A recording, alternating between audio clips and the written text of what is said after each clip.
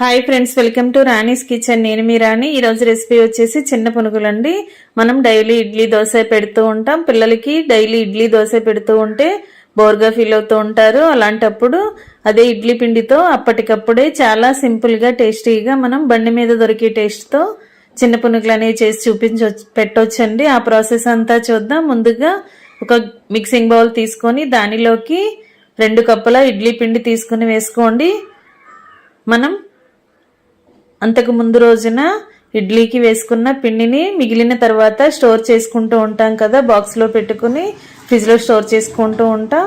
ఆ ఇడ్లీ పిండితోనే ఈ రెసిపీ అనేది చేసి చూపించబోతున్నానండి. కప్పు కొలతతో 2 కప్పుల ఇడ్లీ పిండిని తీసుకోండి.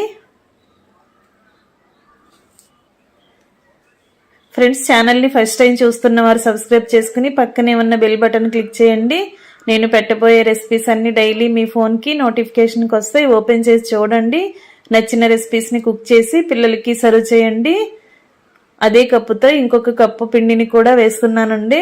2 కప్పుల ఇడ్లీ పిండిని మిక్సింగ్ బౌల్లోకి తీసుకున్నాం కదా. ఇప్పుడు మనం ఏ కప్పుతో కొలుచుకుంటే అదే కప్పుతో మైదా పిండి తీసుకోండి.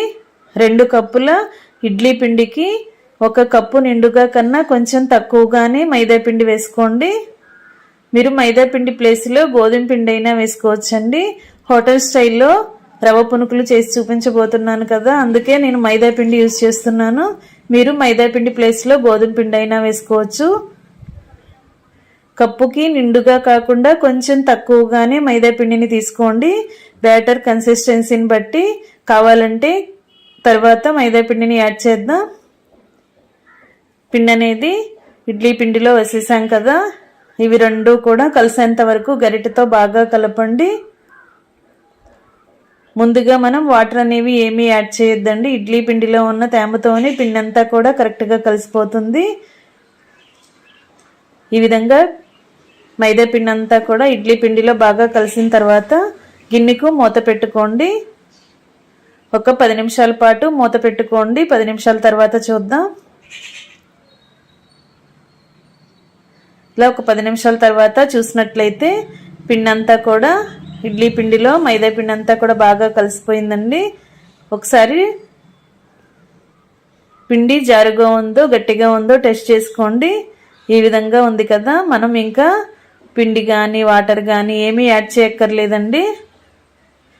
ఈ విధంగా ఉంటే సరిపోతుంది. గరిటె పక్కన పెట్టేసుకుని మనం చేతి వేళ్లతోనే పిండిని ఇలా బీట్ చేస్తున్నట్టుగా ఒక 5 నిమిషాల పాటు బాగా కలిపినట్లయితే మైదా పిండి అంతా కూడా బాగా నాని సాఫ్ట్గా వస్తుందండి.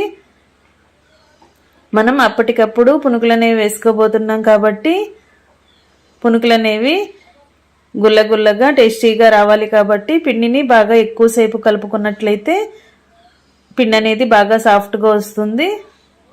ఈ విధంగా వేళ్లతో బాగా బీట్ చేసుకున్న తర్వాత మూత పెట్టుకుని మరొక 10 నిమిషాలు పక్కన పెట్టుకోండి. 10 నిమిషాల తర్వాత సన్నగా కట్ చేసి పెట్టుకున్న పచ్చిమిర్చి ముక్కలు వేసుకోండి. కడిగి కట్ చేసి పెట్టుకున్న కొత్తిమీర తరుగును కూడా వేసుకోండి. 1 టేబుల్ స్పూన్ జీలకర్ర కూడా వేసుకోండి. అలాగే టేస్ట్కి సరిపడా సాల్ట్ వేసుకోండి. మనకి ఆల్రెడీ ఇడ్లీ పిండిలో సాల్ట్ అనేది ఉంటుంది కదా, చూసి తగ్గించి వేసుకోండి. కొంచెంగా వంట సోడా కూడా వేసుకుని ఇవన్నీ కూడా పిండిలో కలిసేంత వరకు బాగా కలపండి. సన్నగా తరిగిన కరివేపాకు రెబ్బలు కూడా వేసుకోండి. సన్నగా తరిగిన అల్లం ముక్కలు, ఉల్లిపాయ ముక్కలు కూడా వేసుకోవచ్చండి. మీకు నచ్చితే ఉల్లిపాయ ముక్కలు, అల్లం ముక్కలు కూడా యాడ్ చేసుకోవచ్చు. ఇవన్నీ కూడా పిండిలో బాగా కలిపిన తర్వాత స్టవ్ ఆన్ చేసి కళాయి పెట్టుకుని డీప్ ఫ్రైకి సరిపడా ఆయిల్ పోయండి. ఆయిల్ కాగుతున్నప్పుడు ఫ్లేమ్ని మీడియంలోకి అడ్జస్ట్ చేసుకుని కొంచెం కొంచెంగా పిండిని తీసుకుంటూ ఇలా కళాయిలో వేసుకోండి.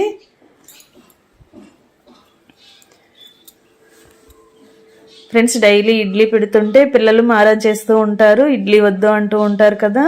అలాంటప్పుడు అదే ఇడ్లీ పిండితో అప్పటికప్పుడే ఇలా హోటల్ స్టైల్ పునుకులు అనేవి వేసి పెట్టండి. పిల్లలకి చాలా బాగా నచ్చుతాయి. పిల్లలే కదండి, పెద్దవాళ్ళు కూడా ఈవినింగ్ టీ టైంలో కూడా మార్నింగ్ మిగిలిన ఇడ్లీ పిండితో ఈవినింగ్ టైంలో టీ టైం స్నాక్స్గా కూడా చేసుకోవచ్చు. చాలా క్రిస్పీగా టేస్టీగా ఉంటాయండి. పైకి కరకరలాడుతూ లోపల గుల్ల గుల్లగా చాలా కమ్మగా వస్తాయి. ఇలా ఆయిల్కి పట్టినన్ని పునుగుల్ని వేసుకుని గరిటెతో మొత్తం అన్నీ కూడా అటు ఇటు కలుపుకుంటూ క్రిస్పీగా ఫ్రై అయ్యేంత వరకు ఫ్రై చేసుకోండి. మీడియం ఫ్లేమ్లో మనం డీప్ ఫ్రై చేసుకున్నట్లయితే లోపల వరకు కూడా పునుగులు అనేవి క్రిస్పీగా ఫ్రై అవుతాయండి. ఈ విధంగా ఫ్రై అయిన తర్వాత ఆయిల్ నుండి తీసేసి వేరొక ప్లేట్లోకి పెట్టేసుకోండి. ఇదే విధంగా మిగిలిన పిండిని కూడా కొంచెం కొంచెంగా తీసుకుంటూ చిన్న పునుగులు అనేవి ఆయిల్లో వేసుకోండి.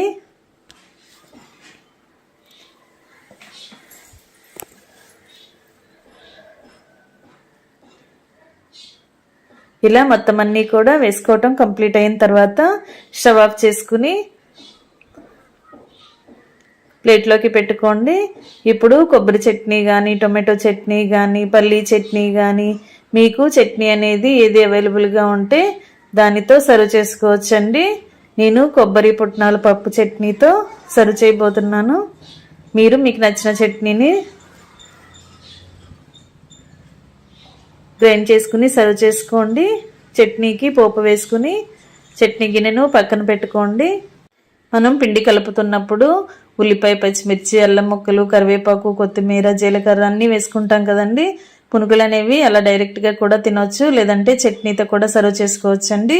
చట్నీ బౌల్ని పక్కన పెట్టుకున్నాం కదా, ఇప్పుడు వేడివేడి పునుగుల్ని ప్లేట్లోకి తీసుకోండి.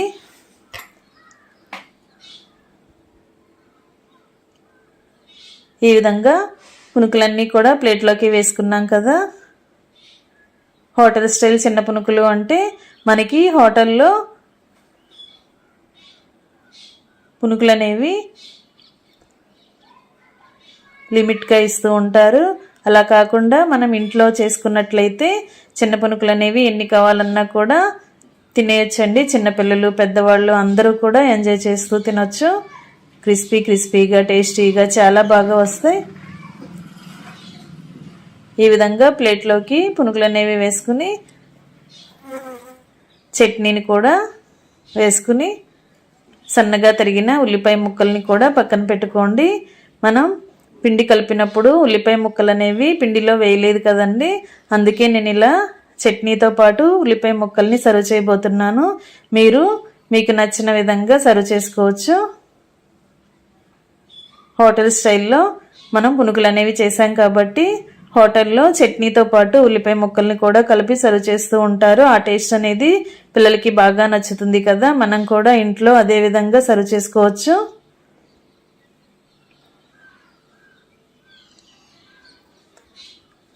పల్లీ చట్నీ కానీ, కొబ్బరి చట్నీ కానీ, పుట్నాల పప్పు చట్నీ కానీ, టొమాటో చట్నీ కానీ,